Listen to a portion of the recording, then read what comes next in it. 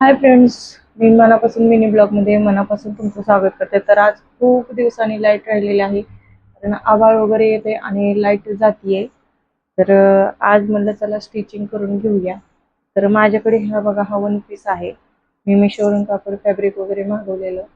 तर हा one piece मी आता स्टिच करणार आहे. तर लाईट राहिली तर.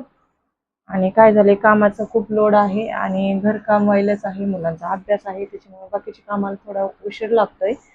आणि ह्याच्यामध्ये तुम्हाला दाखवते, ब्लाऊज पण आहेत माझ्याकडे शिवायला.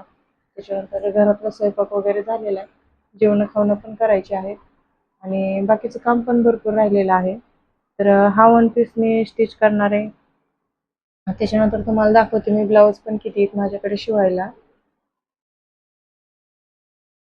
तर इथे बघा, हा एक निळ्या कलरचा ब्लाऊज आहे आणि हाच्या बरोबर गुलाबी पीस होता, मापाला दिलाय त्यांनी.